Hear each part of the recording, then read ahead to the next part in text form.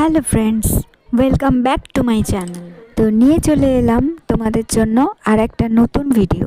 শীতকালে ঘোরাঘুরি করতে কার না ভালো লাগে, সবসময় যেন মনে হয় ছুটি ছুটি আমেজ, তাই না? কিন্তু সবারই তো স্কুল, কলেজ, অফিস, কাছারি সব কিছুই থাকে। তাই ছুটির দিন পেলে মনটা যেন কেমন ঘুরতে যাব করে। তো এরকমই ছুটির একটা দিন দেখে বেরিয়ে পড়লাম ঘুরতে যাওয়ার উদ্দেশ্যে। চলে গেছিলাম উলুবেড়িয়ার কাছাকাছি গাদিয়াড়ার 58 গেটে গড়চুমুক জুলজিক্যাল পার্ক।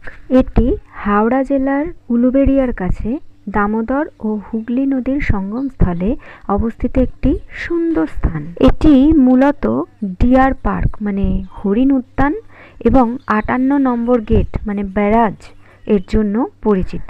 এটাকে জুলজিক্যাল পার্ক বলা হয়েছে ঠিকই, কিন্তু এটা কিন্তু ডিয়ার পার্ক মানে এর মধ্যে এখানে কিন্তু বাঘ সিংহ কিচ্ছু নেই। নিরীহ কিছু জীবজন্তু রয়েছে, হরিণ রয়েছে, প্রচুর পাখি রয়েছে, বন বিড়াল রয়েছে, সাপ রয়েছে, গিরগিটি রয়েছে। এই জিনিসগুলোই এখানে দেখা গেছে। সবই তোমাদের দেখাবো আস্তে আস্তে, ভিডিওটা স্কিপ করো না, কমপ্লিট ভিডিওটা দেখতে থাকো।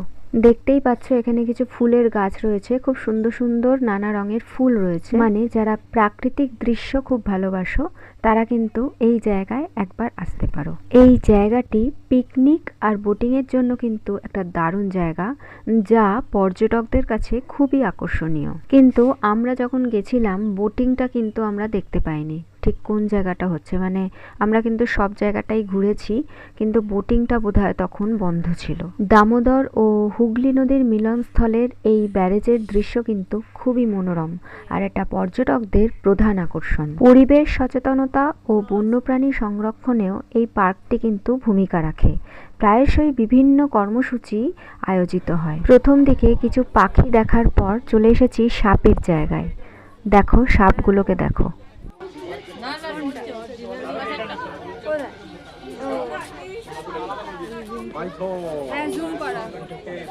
এবার চলে এলাম মিঠা জলের কুমির দেখতে। কতটা দেখতে পাচ্ছ বুঝতে পারছি না, কিন্তু আমি কিন্তু জুম করে দেখাবারই চেষ্টা করেছি। এখানে আমরা সবাই খুব মন খুলে ঘোরাঘুরি করেছি, খুব ভালো লাগছিল জানো তো।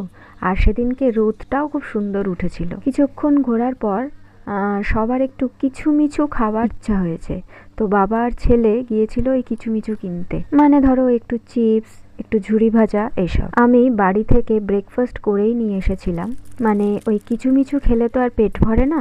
আর আমরা বেরিয়েছিলাম সকাল সকাল, সেই জন্য ব্রেকফাস্টটা করে আসা হয়নি। এখানে এসেই ব্রেকফাস্ট করেছি, কিন্তু সব কিছু বাইরের থেকে না কিনে অন্তত ব্রেকফাস্টটা আমি বাড়ি থেকেই করে নিয়ে এসেছিলাম। কারণ লাঞ্চ তো আর তখন বাড়ি থেকে নিয়ে আসা সম্ভব ছিল না অত সকালবেলা, তো লাঞ্চটা বাইরেই খাওয়া হবে। তো সেই জন্য অ্যাটলিস্ট ব্রেকফাস্টটা যেন বাড়ির খাবার খাওয়া হয়, সেই কারণেই ব্রেকফাস্টটা করে নিয়ে এসেছিলাম। এখানে সবাই আমরা কফি, চা এসব খাচ্ছি, আর ওই যে কিছুমিছু মানে চিপস, একটু সঙ্গে চিপস এগুলো খেয়ে নিচ্ছি ব্রেকফাস্ট করার পরে।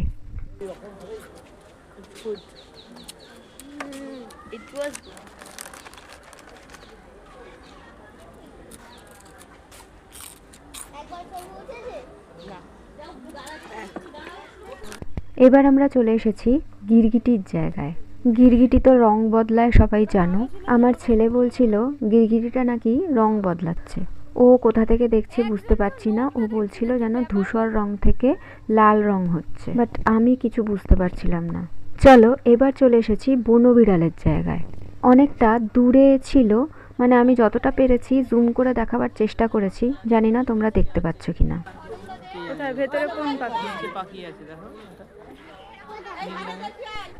এবার চলে এসেছি চিতল হরিণ দেখতে। জায়গাটা কিন্তু অপূর্ব সুন্দর। ও একটা কথা বলা হয়নি, এটা কিন্তু সকাল 9টা থেকে বিকেল 5টা পর্যন্ত, মানে সরকারি তথ্য অনুযায়ী সকাল 9টা থেকে বিকেল 5টা পর্যন্ত খোলা থাকে।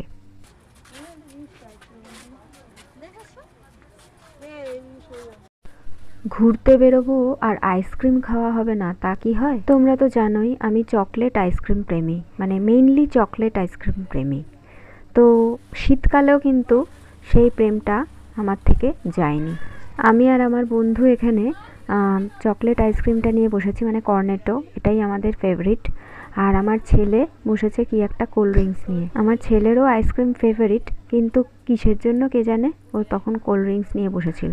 বলেছিলাম এখানে একটা পিকনিক স্পটও রয়েছে, এই যে আমরা ওই জায়গাটায় চলে এসেছি, কিন্তু খাবার দাবার কিছুই তো নিয়ে আসিনি, মানে আমরা লাঞ্চটা বাইরেই করব, কিন্তু সবাই মিলে আমরা এখানে ব্যাডমিন্টন খেলছি। ছোটোবেলায় আমি খুব ভালো ব্যাডমিন্টন খেলতে পারতাম, কিন্তু এখন অনেক দিন প্র্যাকটিস ছিল না, কিন্তু তারপর আবার সেদিনকে ব্যাডমিন্টন খেলে আমার ভীষণ ভালো লাগছিল।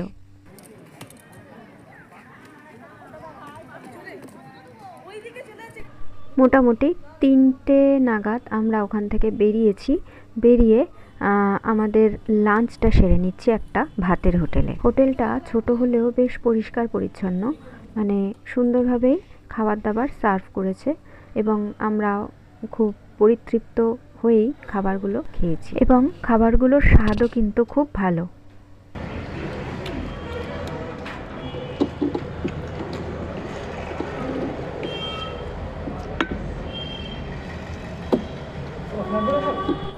সংক্ষেপে গড়চুমুক প্রকৃতিপ্রেমী ও পরিবার নিয়ে ঘুরতে যাওয়া মানুষদের জন্য একটি চমৎকার গন্তব্য। বিশেষত শীতকালে পিকনিকের জন্য এটি খুবই জনপ্রিয়। সেই দিনটা আমাদের খুব ভালো কেটেছিল এবং আমরা অনেক অনেক ফটো তুলেছিলাম, সেইগুলো তোমাদের সঙ্গে শেয়ার করলাম। কেমন লাগলো ভিডিওটা অবশ্যই জানিও। ভালো থেকো, সুস্থ থেকো, এই ঠান্ডায় সবাইকে ভালো রেখো। তোমাদের জন্য নিয়ে আসবো আবার নতুন কোনো ভিডিও। যারা আমার ফেসবুক পেজ থেকে দেখছো তারা আমার পেজটাকে ফলো করে দিও আর লাইক করে দিও, আর যারা ইউটিউব চ্যানেল থেকে দেখছো তারা চ্যানেলটাকে সাবস্ক্রাইব করে দিও। ততক্ষণের জন্য টাটা, বাই বাই।